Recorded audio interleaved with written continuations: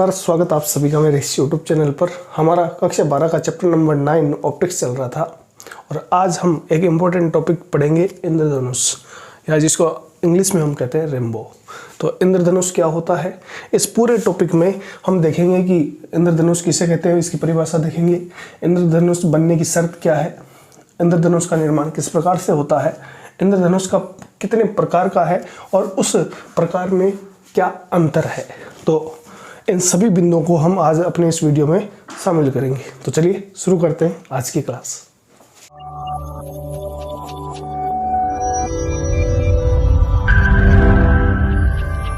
जी, तो देखिए इंद्रधनुष जो है हम सब ने कभी ना कभी अपने जीवन में देखा हुआ भी। तो एक्चुअल में इंद्रधनुष जो है वो हमें बरसात के दिनों में दिखाई देता है और उसमें होता क्या है भाई, विभिन्न जो रंगों का प्रकाश है वो हमें एक पैटर्न के रूप में प्राप्त होता है जिसे हम इंद्रधनुष कहते हैं। तो सबसे पहले हम परिभाषा की बात कर लेते हैं। तो यहाँ पर लिखते हैं अपन, बरसात के दिनों में बरसात के दिनों में आकाश में विभिन्न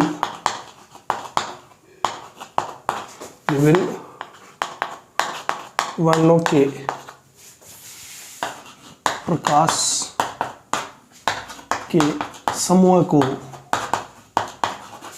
समूह को इंद्रधनुष कहते हैं।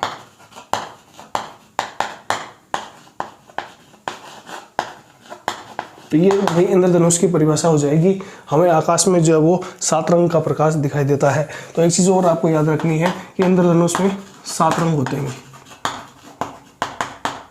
इंद्रधनुष में 7 रंग होते हैं और ये इससे पहले वाले वीडियो में हमने बात की थी भाई, प्रकाश का जो वर्ण विक्षेपण होता है उसमें मैंने आपको बताया था कि श्वेत प्रकाश 7 रंगों में विभक्त हो जाता है, जिसको हम याद रखते हैं विबग्योर से। ठीक है ना, red, orange, yellow, green, blue, Indigo और वॉयलेट। तो इंद्रधनुष में 7 रंग होते हैं। ठीक है, ये तो हो गई इसकी परिभाषा। और आपको ध्यान क्या रखना है कि भाई यहाँ पर ये जो इंद्रधनुष बनता है, क्योंकि हमने यहाँ लिखा है कि एक चीज़ आपने नोट की होगी कि इंद्रधनुष जो है क्या हमें हर किसी दिन दिखाई देता है या हम अपनी मर्जी से देख सकते हैं या कोई इसकी कोई विशेष शर्त है भाई। तो एक चीज़ आप ध्यान दें कि इंद्रधनुष जो है वो हमारी मर्जी से या हमें रोज़ नहीं दिखाई देता है, विशेष दिनों में ही ये हमें दिखाई देता है। तो इसके लिए अगर आपसे पूछा जाए कि इंद्रधनुष को जो है वो दिखने की शर्त क्या है, तो आवश्यक शर्त। तो किसी व्यक्ति को इंद्रधनुष जो है वो कब दिखाई देगा, तो आपसे ये शर्त पूछी जा सकती है भाई। ठीक है, तो देखो शर्त के लिए ये आवश्यक है कि एक तरफ तो आकाश में जो है वो सूर्य चमकता हुआ होना चाहिए, यानी सूर्य वहां पर धूप अच्छी होनी चाहिए। ठीक है, तो मैं इसको मान लेता हूं कि ये किधर है, पश्चिम दिशा में है और यहां कहीं पर वो प्रेक्षक है जो व्यक्ति इस इंद्रधनुष को देख रहा है। ठीक है, तो ये हो जाएगा प्रेक्षक। और इस तरफ जो है वो, इस तरफ क्या हो रही है भाई, बरसात।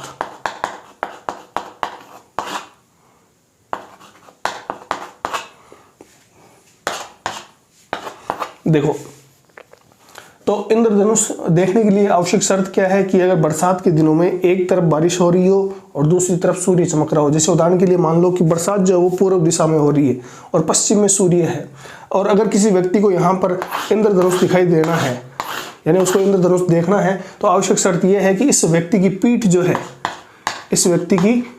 वो किस तरफ होनी चाहिए, सूर्य की तरफ, और इसका मुख जो है, मुख किस तरफ होना चाहिए, ये बरसात की ओर। तो अगर कोई व्यक्ति इस तरह से खड़ा है कि उसकी पीठ सूर्य की ओर है और इस तरफ बारिश हो रही है, तो उसको इंद्रधनुष जो वो दिखाई देता है भाई। ठीक है, तो ये शर्त आपको याद रखनी है। तो यहां पर लिख देते हैं शर्त में, आवश्यक शर्त में, जब बरसात के दिनों में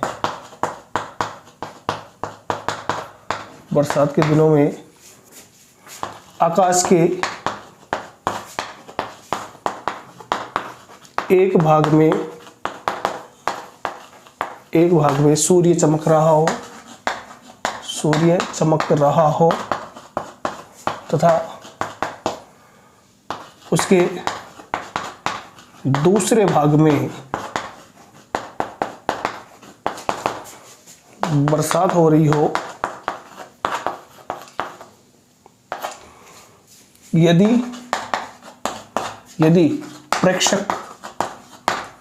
प्रेक्षक की पीठ सूर्य की ओर हो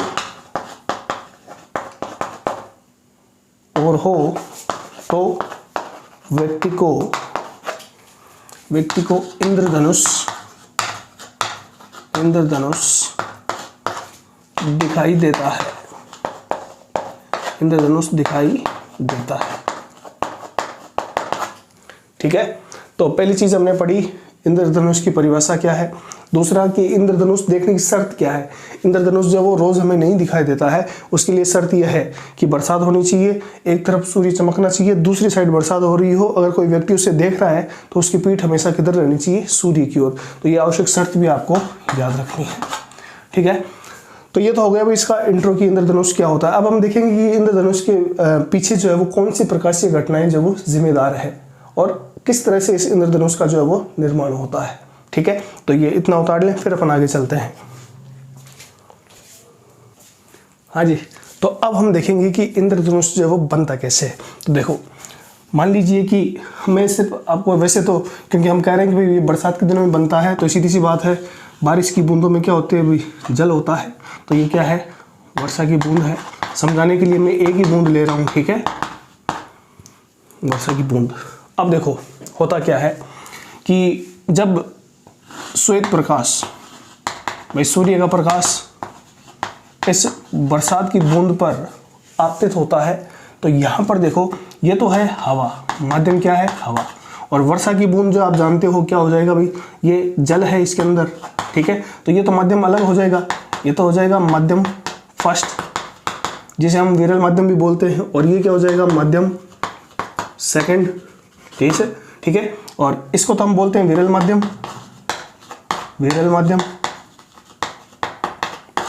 यहां हो जाएगा सघन माध्यम,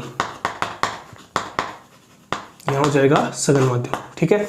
अब देखो होगा क्या कि जब ये श्वेत प्रकाश इस वर्षा की बूंद पर आपतित होता है, तो सबसे पहले यहां पर जो परिघटना होगी, प्रकाशीय परिघटना, वो हो जाएगी अपवर्तन। कौन सी होगी, अपवर्तन। ठीक है, इसके अलावा या आप 1 नंबर पर दे सकते हो, इसे 2 नंबर दे दे। जैसे ही ये प्रकाश इस वर्षा की बूंद पर आपतित होगा, तो एक तो अपवर्तन होगा, दूसरा वर्ण विक्षेपण की घटना होगी। वर्ण विक्षेपण की घटना, ये हम पहले वीडियो में पढ़ चुके हैं कि प्रकाश जो वो अपने 7 अवयवी रंगों में विभक्त हो जाता है। ठीक है, तो श्वेत प्रकाश आया, इस वर्षा की बूंद पर टकराया, टकराने से वर्ण विक्षेपण हुआ। वर्ण विक्षेपण के बाद क्योंकि ये विरल माध्यम से सघन माध्यम में जा रही है प्रकाश किरण, तो यहाँ पर अपवर्तन भी होगा। उसके बाद इस प्रकाश का, जिसे ये इसके अंदर आएगी, तो इसका क्या हो जाएगा, परावर्तन होगा। तो ये 3 तरह की प्रकाशीय घटनाएं संयुक्त रूप से जब होती है, तो ये 3 तरह की जब प्रकाशीय घटनाएं संयुक्त रूप से होती है, तो हमें इंद्रधनुष जो वो दिखाई देता है। ठीक है ना, तो ये प्रकाश किरण ये आपकी हो जाएगी आपतित श्वेत प्रकाश किरण। ठीक है, जैसे ही टकराएगी तो हम कह रहे हैं भाई वर्ण विक्षेपण होगा और साथ में क्या होगा, अपवर्तन होगा। ठीक है, सघन माध्यम में जाएगी तो ये अभिलंब की ओर मुड़ जाएगी। तो यहां पर, यहां देखो मैं सिर्फ 2 ही किरणें बना रहा हूं, ठीक है ना, ताकि आपके डायग्राम जो वो आसान रहे। तो ये तो है लाल रंग की प्रकाश किरण, और ये क्या हो जाएगी, वोयलेट हो जाएगी। आपके एनसीईआरटी बुक में भी 2 ही दिखा रखी है, बाकी किरणें हम यहाँ नहीं दिखाएंगे, वो इन दोनों के बीच में होंगी। ठीक है, तो ये प्रकाश किरण ऐसे जाएगी भाई, क्योंकि देखो ये जब यहाँ पर वर्ण विक्षेपण होगा, तो क्योंकि हमने पढ़ा था कि रेड कलर का जो विचलन है वो सबसे कम होता है। क्यों, क्योंकि इसका वेग है वो सर्वाधिक होता है। इसके वनिस्पत ये जो आपके बैंगनी रंग का प्रकाश है, इसका विचलन सर्वाधिक होगा भाई। ठीक है ना, और ये सर्वाधिक क्यों होगा, क्योंकि इसका जो तरंग दैर्ध्य वो सबसे कम होता है। ठीक है, तो ये चीज आपको ध्यान रखनी है। अब देखो ये प्रकाश निकलेगा ऐसे, तो यहाँ वर्ण विक्षेपण हुआ, अपवर्तन हुआ, यहाँ पर आंतरिक परावर्तन हो जाएगा और फिर यहाँ पर वापस क्या होगा, यहाँ पर आपके हो जाएगा अपवर्तन। तो ये प्रकाश किरण कुछ ऐसे निकल जाएगी। तो मैं इसको मिटा देता हूँ एक बार। तो ये तो हो जाएगी श्वेत प्रकाश किरण और ये कुछ ऐसे हो जाएगी, ठीक है। और ये किरण देख लो, ये आ जाएगी ऐसे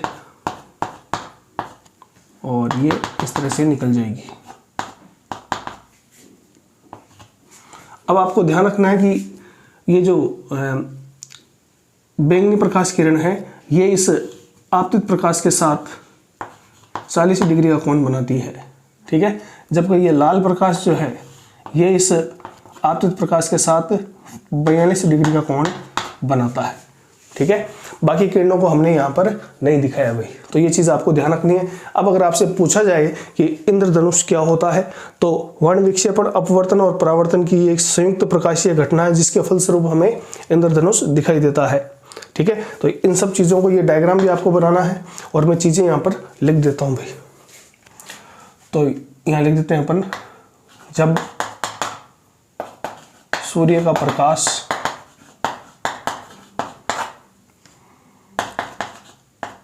वर्षा की सूक्ष्म बूंद पर आपतित होता है तो वर्ण विक्षेपण के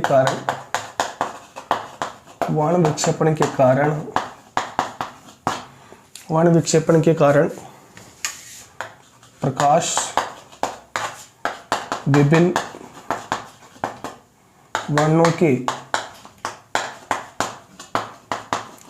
प्रकाश में विभक्त हो जाता है, ठीक है। फिर आगे लिखो, अपवर्तन तथा आंतरिक परावर्तन के फलस्वरूप हमें इंद्रधनुष दिखाई देता है, ठीक है। तो आपको ये ध्यान रखना है कि यहाँ पर वर्ण विक्षेपण, ठीक है, और आंतरिक परावर्तन और अपवर्तन की घटना होती है। फिर इसे में आगे लिख सकते हो, हाँ जी। तो यहाँ देखें, ये जो चित्र आपको बनाना है, ठीक है, और इस इंद्रधनुष में हो क्या रहा है कि ये लाल प्रकाश किरण जो है वो इस आपतित किरण के साथ 42 डिग्री का कोण बना रही है, जबकि बैंगनी प्रकाश जो है वो 40 डिग्री कोण पर निर्गत होता है, ठीक है। तो अगर आपसे पूछा जाए कि भाई इंद्रधनुष का निर्माण किस प्रकार से होता है, तो आपको ये ध्यान रखना है कि जब श्वेत प्रकाश वर्षा की बूंद पर आपतित होता है तो वहां पर 3 तरह की प्रकाशीय घटनाएं होती है, ठीक है। वर्ण विक्षेपण, जिसके कारण प्रकाश जो वो 7 रंगों के वर्ण के प्रकाश में विभक्त हो जाता है। उसके बाद में यहाँ पर अपवर्तन और आंतरिक परावर्तन होता है, इस वजह से हमें इंद्रधनुष जो वो दिखाई देता है, ठीक है। तो ये चित्र भी याद रखना और इतनी बातें आपको लिखनी है। तो इस तरह से इंद्रधनुष किस प्रकार से बनता है वो हमने देख लिया। अब हम पढ़ेंगे कि इंद्रधनुष कितने प्रकार का होता है और उनमें अंतर क्या है। तो ये उतार लें, फिर अपन आगे चलते हैं। हाँ जी, देखिए, इंद्रधनुष जो है वो 2 प्रकार का होता है। एक होता है प्राथमिक इंद्रधनुष और दूसरा होता है द्वितीयक इंद्रधनुष। दोनों में डिफरेंस क्या है हम चित्र की सहायता से समझेंगे, लेकिन उससे पहले बोर्ड एग्जाम में क्वेश्चन आया था कि प्राथमिक इंद्रधनुष जो वो कितने चरणीय प्रक्रम होता है, या आपसे ये भी पूछा जा सकता है कि द्वितीयक इंद्रधनुष जो वो कितने चरणीय प्रक्रम होता है। तो आपको ये ध्यान रखना है कि जो प्राथमिक इंद्रधनुष है वो 3 चरणीय प्रक्रम होता है भाई, 3 चरणीय प्रक्रम होता है। अब वो 3 चरण कौन कौन से हैं, यहाँ पर 3 घटनाएं कौन कौन सी होती है। तो देखो ये 3 चरण कौन से हैं। यहाँ पर सबसे पहले उस प्रकाश किरण का अपवर्तन होता है, अपवर्तन के बाद क्या होता है, परावर्तन होता है, ठीक है, और परावर्तन के बाद में वापस क्या होता है, अपवर्तन होता है, ठीक है। तो ये आपसे एग्जाम में पूछा हुआ क्वेश्चन है कि प्राथमिक इंद्रधनुष कितने चरणीय प्रक्रम होता है। तो आपको ये ध्यान रखना है कि 3 चरणीय प्रक्रम होता है। अपवर्तन, सबसे पहले अपवर्तन होता है, परावर्तन होता है और फिर अपवर्तन होता है। अभी हम डायग्राम में देखेंगे। इसके अलावा आपको ये ध्यान रखना है कि द्वितीयक इंद्रधनुष जो है वो 4 चरणीय प्रक्रम होता है भाई, 4 चरणीय प्रक्रम होता है, ठीक है। और ये 4 चरण कौन कौन से, इसके अंदर सबसे पहले होता है अपवर्तन, फिर होता है परावर्तन, यानी उस जल की बूंद के भीतर ही, तो आंतरिक परावर्तन बोल सकते हैं अपन, तो ऐसे लिख दो आंतरिक परावर्तन। फिर यहां पर देखो परावर्तन एक बार होता है, जबकि द्वितीयक इंद्रधनुष के अंदर आंतरिक परावर्तन 2 बार होता है। तो आंतरिक परावर्तन, ठीक है, और उसके बाद में चौथा चरण क्या है, अपवर्तन। तो ये चीज आपको ध्यान रखनी है कि प्राथमिक इंद्रधनुष 3 चरणीय प्रक्रम होता है, जिसमें अपवर्तन, परावर्तन और अपवर्तन होता है। ये अपरावर्तन कौन सा है, आंतरिक है भाई, ठीक है। जबकि द्वितीयक इंद्रधनुष जो है वो 4 चरणीय प्रक्रम होता है, इसमें अपवर्तन होगा, फिर आंतरिक परावर्तन 2 बार होता है, फिर वापस अपवर्तन होता है। तो ये चीज आपको ध्यान रखनी है, ठीक है। तो ये उतार लें, और अब हम डिटेल में पढ़ेंगे कि प्राथमिक इंद्रधनुष क्या है, द्वितीयक इंद्रधनुष क्या है, और इन दोनों में डिफरेंस क्या है। हाँ जी, तो देखो सबसे पहले हम पढ़ेंगे प्राथमिक इंद्रधनुष। अभी हमने थोड़ी देर पहले पढ़ा कि ये प्राथमिक इंद्रधनुष जो है वो 3 चरणीय प्रक्रम होता है, 3 चरणीय प्रक्रम, ठीक है। और वो 3 चरण कौन कौन से थे, अपवर्तन, आंतरिक परावर्तन, और फिर तीसरा कौन सा था, अपवर्तन। देखो भाई, अगर एग्जाम में बड़ा क्वेश्चन आता है तो आपको ये डायग्राम बना के आना है। यहाँ पर देखो इस डायग्राम के अंदर मैंने 2 बूंदों से उदाहरण लिया है, और आपके एनसीईआरटी में भी ये 2 बूंद ही बनी हुई है। तो ये एक वर्षा की बूंद है फर्स्ट, और ये है सेकंड। इन दोनों पर श्वेत प्रकाश जब आपतित होता है तो आप जानते हो कि वर्ण विक्षेपण होगा, ठीक है। उसके बाद देखो सबसे पहले ये हवा से जब जल में जाएगी तो क्या होगा, अपवर्तन होगा।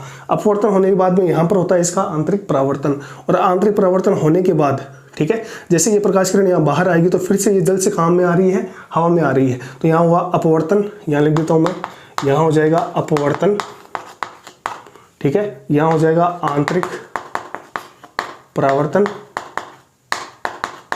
और यहाँ वापस क्या हो रहा है, अपवर्तन, ठीक है। इसीलिए प्राथमिक इंद्रधनुष को 3 चरणीय प्रक्रम बोला गया है। अब देखो होगा क्या कि इस वर्षा की बूंद का जब अपवर्तन होगा तो यहां से इस बूंद का जो लाल प्रकाश है, मान लो कोई प्रेक्षक इसको देख रहा है तो यहां पर इसको केवल लाल प्रकाश इसके आंख तक पहुंचता है, बाकी जो वर्ण का प्रकाश है वो ऊपर या इसके आंख के ऊपर या नीचे से निकल जाता है। जबकि जब दूसरी प्रकाश, श्वेत प्रकाश या दूसरी वर्षा बूंद पर आपतित होता है तो इस प्रेक्षक की आंख पर बैंगनी प्रकाश पहुंचता है, बाकी कलर जो है वो इस आंख से ऊपर या नीचे निकल जाते हैं। तो आपको ये ध्यान रखना है कि प्राथमिक इंद्रधनुष में जब कोई प्राथमिक इंद्रधनुष जब बनेगा तो उसमें जो शीर्ष पर जो कलर होगा वो रेड कलर होगा, जबकि सबसे नीचे वाला कलर जो होगा वो बैंगनी प्रकाश होगा, ठीक है ना। तो यहाँ मैं लिख देता हूँ, और एंगल देख लेना भाई, इस श्वेत प्रकाश के सापेक्ष, ये श्वेत प्रकाश है तो यहाँ बनाया मैंने एकदम इसके समांतर, तो 40 डिग्री तो बनाएगा कौन, किस कोण, बैंगनी प्रकाश, और लाल प्रकाश कितना बनाएगा, 42 डिग्री। तो यहाँ लिख देते हैं अपन कि प्राथमिक इंद्रधनुष में, प्राथमिक इंद्रधनुष में प्रेक्षक को शीर्ष पर लाल प्रकाश, जबकि सबसे निचले स्तर पर बैंगनी प्रकाश दिखाई देता है, बैंगनी प्रकाश दिखाई देता है, ठीक है। तो इसका मतलब अगर कोई प्रेक्षक प्राथमिक इंद्रधनुष देख रहा है तो उसके लिए सबसे ऊपर होगा लाल कलर, और उसके सबसे नीचे होगा आपके ये बैंगनी कलर, और बाकी कलर इसके बीच में होंगे जो हमने पढ़ा था ना विबग्योर। तो इसमें यहाँ वी आएगा, फिर आई आएगा, ठीक है, फिर बी जी वाई ओ आर, इस प्रकार से, ठीक है। तो यहाँ लिख देते हैं अपन बाकी वर्ण के प्रकाश, बाकी वर्ण के प्रकाश, बाकी वर्ण का प्रकाश इन दोनों के मध्य होता है, ठीक है। तो ये चीज आपको ध्यान रखनी है। तो क्या ध्यान रखना है, प्राथमिक इंद्रधनुष 3 चरणीय प्रक्रम होता है, अपवर्तन, आंतरिक परावर्तन और अपवर्तन होता है। प्राथमिक इंद्रधनुष में प्रेक्षक को शीर्ष पर लाल रंग दिखाई देगा, जबकि सबसे नीचे वॉयलेट कलर दिखाई देगा। बाकी वर्ण का प्रकाश इन दोनों के बीच में होगा, और ये आपको प्राथमिक इंद्रधनुष का डायग्राम जो वो बनाकर आना है, यहाँ पर कोण दिखा देना। ठीक है, अब देखो भाई, ये तो हो गया प्राथमिक इंद्रधनुष। द्वितीयक इंद्रधनुष में हमने कहा था कि वो 4 श्रेणी परिक्रम होता है। तो यहाँ श्वेत प्रकाश जब अपवर्तन के बाद इस जल की बूंद के भीतर अगर उसका आंतरिक परावर्तन 2 बार हो जाता है तो फिर प्राथमिक इंद्रधनुष की जगह क्या बनता है, द्वितीयक इंद्रधनुष बनता है। तो इतना उतार ले, फिर अपन देखते हैं द्वितीयक इंद्रधनुष क्या है और इन दोनों में डिफरेंस क्या है। हाँ जी, देखिए द्वितीयक इंद्रधनुष, अभी हमने लिखा था कि द्वितीयक इंद्रधनुष जो है वो 4 चरणीय प्रक्रम होता है, 4 चरणीय प्रक्रम होता है। तो यहाँ पर क्या हो रहा था भाई, यहाँ सबसे पहले अपवर्तन, अपवर्तन के बाद में आंतरिक परावर्तन, आंतरिक परावर्तन, उसके बाद में पुनः आंतरिक परावर्तन, ठीक है, और उसके बाद में वापस अपवर्तन। तो ये 4 प्रकाशीय घटनाएं होती है तब द्वितीयक इंद्रधनुष बनता है। अब देखिए प्राथमिक इंद्रधनुष और द्वितीयक इंद्रधनुष दोनों के डायग्राम में फर्क है। वहां पर जब प्रकाश किरण आपतित होती है तो ये आपके है आपतित श्वेत प्रकाश, आपतित श्वेत प्रकाश, ठीक है, और ये भी क्या है, आपतित श्वेत प्रकाश। देखो भाई, यहाँ श्वेत प्रकाश आपतित हुई, सबसे पहले अपवर्तन हुआ, उसके बाद में देखो यहाँ टकराई आंतरिक परावर्तन, और वहां पर तो हम क्या कर रहे थे, वहां प्राथमिक इंद्रधनुष में हम सीधा डायग्राम ऐसे बना रहे थे भी, ठीक है। तो एक बार ही यहाँ पर आंतरिक परावर्तन हो रहा था। अब यहाँ देखो, यहाँ क्या हो रहा है, अपवर्तन, आंतरिक परावर्तन, फिर वर्षा की बूंद के अंदर दोबारा आंतरिक परावर्तन, एक बार यहाँ फिर एक बार यहाँ और वापस अपवर्तन। तो अपवर्तन, आंतरिक परावर्तन और अपवर्तन हो रहा है, ठीक है। तो अगर श्वेत प्रकाश का वर्षा की बूंद के भीतर 2 बार आंतरिक परावर्तन होता है तो प्राथमिक इंद्रधनुष की जगह द्वितीयक इंद्रधनुष बनता है, ठीक है। एक बात ये ध्यान रखनी है आपको। फिर होता क्या है, यहाँ पर प्राथमिक इंद्रधनुष में जो 7 रंगों का स्पेक्ट्रम प्राप्त होता है उसमें लाल रंग शीर्ष पर प्राप्त होता है, जबकि द्वितीयक इंद्रधनुष में उसके उलट प्राप्त होता है। यहाँ पर शीर्ष पर कौन बनेगा, शीर्ष पर बैंगनी प्रकाश बनेगा, जबकि सबसे निचले स्तर पर कौन बनेगा, आपके लाल प्रकाश। तो आपको यह ध्यान रखना है कि प्राथमिक इंद्रधनुष का जो रंगों का क्रम है वो द्वितीयक इंद्रधनुष में उल्टा हो जाता है, ठीक है। तो देखो यहां पर ये वर्षा की बूंद फर्स्ट है, वर्षा बूंद फर्स्ट, और ये आपके है वर्षा बूंद सेकंड, ठीक है। तो यहां पर इस फर्स्ट बूंद का केवल बैंगनी प्रकाश ही प्रेक्षक की आंख तक पहुंचता है, बाकी रंग जो वो इस आंख के ऊपर या नीचे से निकल जाते हैं। इसी प्रकार इस सेकंड वर्षा बूंद का जो है वो केवल लाल प्रकाश इसकी आंख तक पहुंचता है, बाकी जो है वो ऊपर या नीचे आंख से निकल जाते हैं। इस प्रकार यहाँ जो स्पेक्ट्रम बनेगा उसको हम बोलते हैं द्वितीयक इंद्रधनुष। इसमें शीर्ष बैंगनी प्रकाश होगा, जबकि सबसे निचले स्तर पर लाल प्रकाश होगा, बाकी रंग का वर्ण जो वो इसके बीच में होगा, ठीक है। यहाँ पर एंगल देख लो इस श्वेत प्रकाश के सापेक्ष, ये लाल प्रकाश 50 डिग्री पर, जबकि बैंगनी प्रकाश जो 43 डिग्री कोण पर निर्गत होता है, ठीक है। तो ये 4 चरणीय प्रक्रम होता है, ये आपको लिखना है। फिर यहां लिख देना, जब श्वेत प्रकाश का वर्षा की बूंद के भीतर 2 बार आंतरिक परावर्तन होता है, उस स्थिति में द्वितीयक इंद्रधनुष बनता है, द्वितीयक इंद्रधनुष बनता है, ठीक है। तो ये चीज आपको ध्यान रखना है।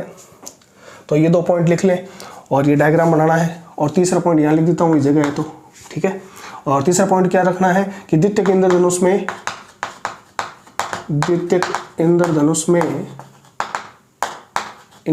में शीर्ष पर बैंगनी प्रकाश, जबकि सबसे नीचे लाल प्रकाश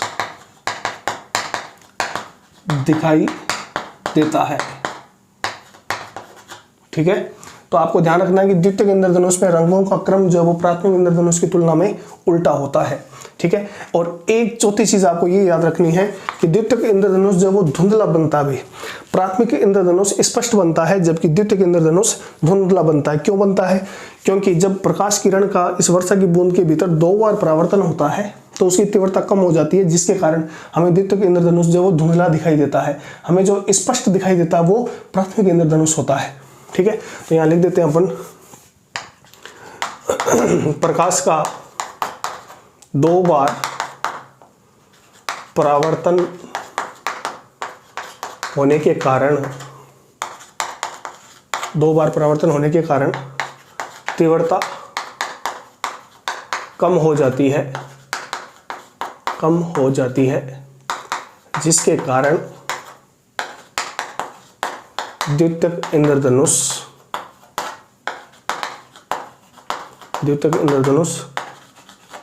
धुंधला बनता है। द्वितीयक इंद्रधनुष धुंधला बनता है। तो 4 चरणीय प्रक्रम होता है, इसके अंदर 2 बार आंतरिक परावर्तन होता है, ठीक है। यहाँ पर रंग में बैंगनी प्रकाश ऊपर होगा जबकि लाल प्रकाश नीचे होगा, और क्योंकि इसकी तीव्रता कम हो जाती है प्रकाश की, इस वजह से इंद्रधनुष जो द्वितीयक इंद्रधनुष होता है वो धुंधला बनता है। तो इतना आपको लिख के आना है और ये डायग्राम बना के आना है, ठीक है। अब देखो, अगर आपसे एग्जाम में पूछा जाए कि प्राथमिक इंद्रधनुष और द्वितीयक इंद्रधनुष में क्या अंतर है, तो अभी आपने जो अलग अलग पढ़ा है उनको आप एक सारणी बनाकर भी एग्जाम में लिख सकते हैं। जैसे एक तरफ आप लिख देंगे भी प्राथमिक इंद्रधनुष और दूसरी तरफ द्वितीयक इंद्रधनुष। प्राथमिक इंद्रधनुष 3 चरणीय होता है, ये 4 चरणीय होता है। वो स्पष्ट और तीव्र बनता है जबकि ये धुंधला बनता है। उसमें ऊपरी ऊपर जो वो लाल रंग और नीचे सबसे बैंगनी रंग होता है, इसमें ऊपरी ऊपर बैंगनी रंग और नीचे लाल रंग होता है। ये कुछ इसमें आपके अंतर है जो आपको याद रखना है और एग्जाम की दृष्टि से इंपॉर्टेंट है। तो इसी के साथ हमारा इंद्रधनुष का टॉपिक जो वो कंप्लीट होता है। तो उम्मीद है आज की क्लास आपको समझ आई होगी। मिलते हैं अगले क्लास में, तब तक के लिए धन्यवाद।